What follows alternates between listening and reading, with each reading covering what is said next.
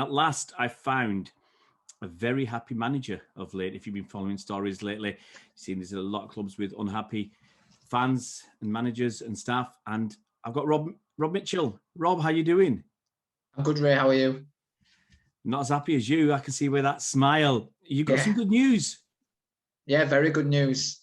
We've thankfully been promoted from Tier 4 to Tier 3 after a long wait and a long application process. But we've got over the line, and we feel like we deserved it in the end, and we're just grateful to the FA board that they've made this decision and given us the opportunity to move up. Yeah, I've got to say, I felt it was thoroughly deserved. Having watched one or two of your games this season in the FA Cup, punching above your weight, it looks fully deserved. Just to let people know what happened, Rob, with this upward movement and the curtailment of the two seasons and promotion and relegation. Yeah, so basically, obviously, the first season we had through COVID, that was null and void. And then obviously it was restarted again this season. And then the same curtailment, null and void, came about after maybe 6 or 7 games. So basically what they've done is they've used 75% of on the field performance, which is very different to obviously the situation that's happening in Wales. That played in our favour a little bit because over the 2 seasons we finished as the highest ranked team in our division on points per game. They also took into consideration your League Cup performances, which we've done really well with, even the results. So, I mean, we got knocked out in the League Cup by Derby on penalties, who are an outstanding team from the division above. And then your FA Cup performance, again, knocked out by Huddersfield on penalties, top of the division above. So we've shown that, as you said, we can punch above our weight a little bit. It also had goal difference within there. So that made up the 75%. And we worked it out and we actually scored really, really well on that. We're actually top of that overall. So then it was down to our off field really. And we pride ourselves on what we do off the field as well as a club. So we already had things in place like the development plan. Our finances are pretty much, bob on to the penny. And they're all really well documented. We've got a financial forecast. We know where we're at basically. We know what we can afford. We know what we can do.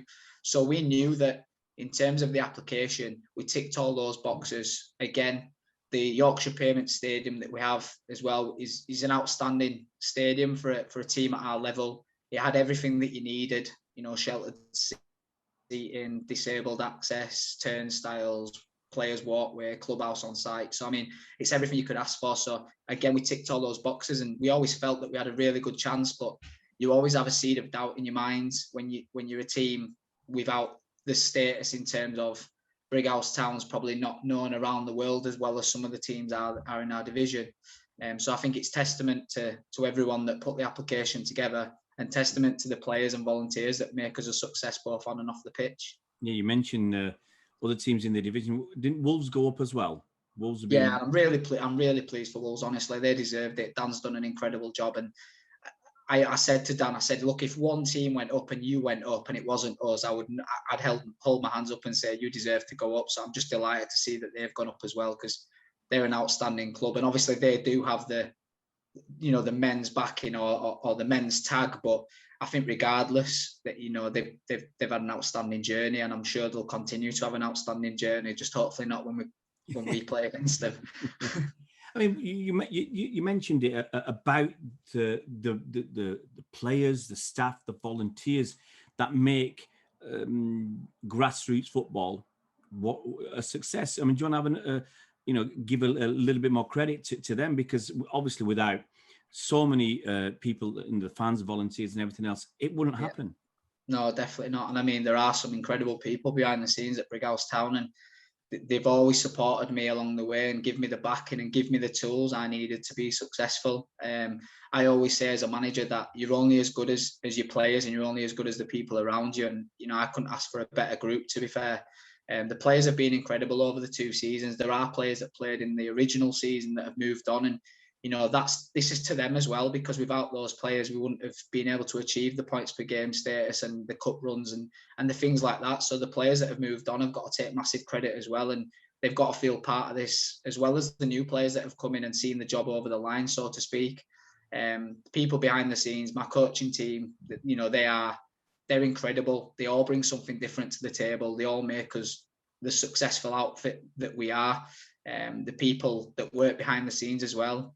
Colin Tompkins, who's our women's chairman, James Howard's the club chairman as well. You know, they all support us and back us, and as I say, just give us the tools for us to be successful, and hopefully we can repay them next season when we go into the league, and we're not just that team that's there to make the numbers up and is scrapping against relegation.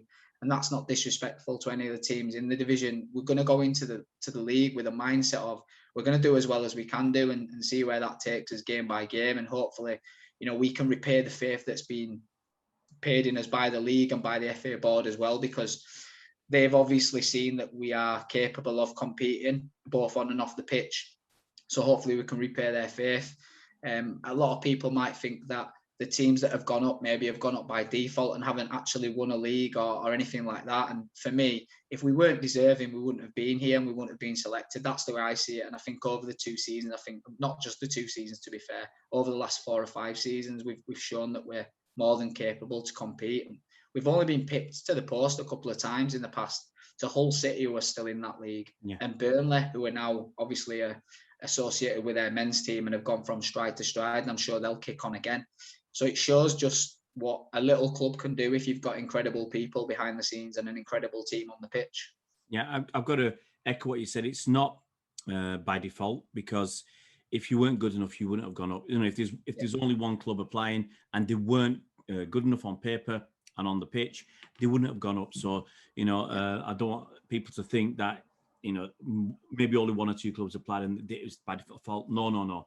It's purely down to what you've done on the pitch and the facilities and everything else, and the state of the club off the pitch. And as I said earlier on, it's fully deserved. What do you think this is going to do for women's football and even women's sport in Brighouse and the surrounding areas? Yeah, it's going to be incredible for us, because we've gone from what I would consider to be a really strong league in the Division 1 North. You know, it is really competitive. There's some outstanding teams in there, and that's probably why I won't say there was doubt in my mind, but like I say, you never know what's going to come of it, because, you know, there's Leeds United in there, Newcastle United, Barnsley, you know, they're big clubs and they always compete and do well. So for us to finish above them and obviously get the promotions, brilliant for us. And I think as a club now, we've always been striving towards this. I won't call it an end goal, because now we've got to kick on again and we've got to try and be better than what we were last season. But I think for all our junior players and for potential new players, maybe trialists from the RTCs and from other clubs, it gives them a clear pathway and shows us the vision that we've got as a club. And now we are the number 1 ranked side in the West Riding now, which is like, I would never have thought that all those years ago, you know. And looking back now, and it's just an incredible feeling. I'm absolutely buzzing, and I know the players are, and I know the coaches are. As soon as we found out the news yesterday, we were all ecstatic, and we were just, it was so hard to keep it quiet, honestly, because you just want to let everyone from know. Me. I know, well, yeah. I did let you know that we could have the meeting at 4, but I didn't tell you the outcome. Yeah, I was really worried when you said I want to have a chat with you at 4 o'clock. I thought, oh no, this is not going to be good news. And I've been spending last few days with stuff over in Wales, and it's not been good news there. And I thought, I don't want any more bad news. There's only so much fight in me. But no. But I mean, looking at all the other teams that have gone up, it's pretty much bob on, I think, from what I can see at our level and above. I do feel Sunderland deserve to have the opportunity to go up as well, based on points per game, how they run the club. We played them in a friendly a couple of weeks ago. Outstanding club, you know, just the way they do things and conduct themselves. They're an outstanding club. And then you look at, we're just looking here, Watford as well. It's a no-brainer. Ipswich, Southampton, they're the sort of teams that people have been talking about. So I think the FA have got it pretty bob on, in my opinion. I know there will be people that grumble and there'll be people that always have an issue with something, but I don't think many people can look at those 6 clubs and say they don't deserve an opportunity to have a stab at the division above. And I wish all those teams well for the season coming up, and I hope that they do prove, and I'm sure they will prove, the decisions correct and show that they are really competitive and they're going to be an asset to their new divisions. Yeah, I've got to repeat this. The teams in the main in the top leagues that have gone up are Sunderland, Watford, Wolves, Ipswich, Southampton, and Brighouse. And with no disrespect to the others, they're all household name clubs. you know, the men's sides are, and Brighouse are just little old Brighouse. It's got to, once again, it feels, it's got to, you know, fills us with pride, because obviously we've been, you know, having you on some of our shows and following the club's fortunes in the FA Cup in the last over the last few months. It must fill you with enormous pride that, as we said before, you really are punching above your weight, and hopefully this is going to be your new weight. Yeah, massively. We always kind of have done ever since we started, and I think in the early days, people probably looked at Brighouse Town as a bigger club because of the division we were in terms of like we had a good setup and we had a strong men's team. But then as you gradually move through the divisions, it starts getting a lot tougher, and you start coming up against, as you say, big name clubs that have the backing of their men's teams, or I don't know, are more recognisable around the world. And it does, you know, it definitely fills me with pride, and I know it fills the players and the coaches with pride. The players always pull on the shirt and give 110%, and it's a cliche, but they do, and they do it because they love the club. Even new players that have come in have always said that it feels like they've played there for years, and the way we run it and the way that we apply ourselves, and we always use the siege mentality of being that smaller club, if you like, and that's going to be required even more so next season, because I'm not going to be disrespectful to Fylde and Loughborough, because they're two other teams who, you know, maybe don't have a massive name in terms of like a Premier League or a Championship side. But you look at Fylde, they've still got an excellent men's team and a great facility where they are, Mill Farm. And then you look at Loughborough, they're associated with having an unbelievable university. But then you look at Brighouse, and we're associated with a brass band. Do you understand what I'm saying? No, it's true. Rastrick and Brighouse brass band. Yeah. And people don't look at it. And next season, we're going to be coming up against, on a regular basis, Nottingham Forest, West Brom, Derby County, you know, Huddersfield Town.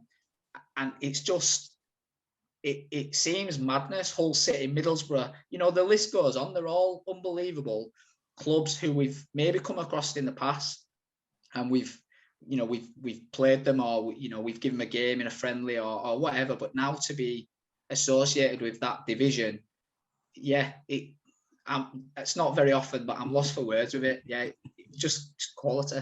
I could tell you're buzzing. It really is good. So my final thing is, what are you hoping for next season? Obviously, you don't want to be coming down, but what would be a success for you next season?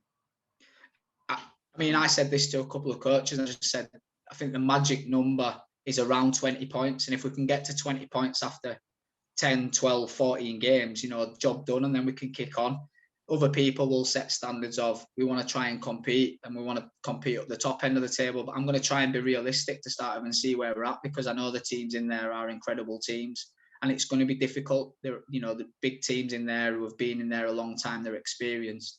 For me, I think success is gauged on us developing as a club, more than on the pitch, so to speak, trying to become an even better club, which then in turn will allow us to be successful on the pitch. And yeah, do you know what? We don't want to be scrapping about at the bottom. And if we are, hopefully we've got the experience, so to speak, or the know-how to avoid that. But we want to compete. We want to compete in every game that we play in. We don't want to be the whipping girls of the league.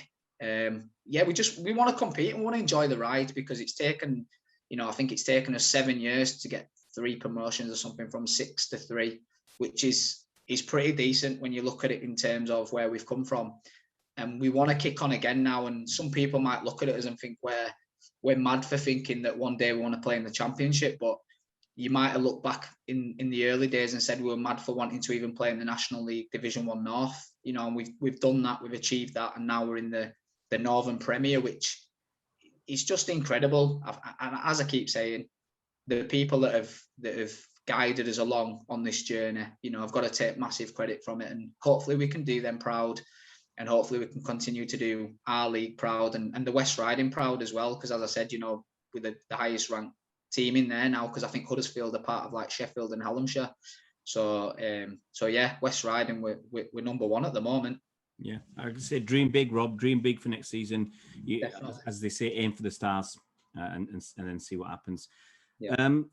really glad that you've come on and had a chat with us today, Rob. Obviously, we wish you all the best and the team and the players for next season, and hopefully we'll chat again as you go on your next journey in the league above. What it is, yeah, brilliant. And you're welcome anytime you want to come and have a watch. No, definitely. Brilliant, thank you.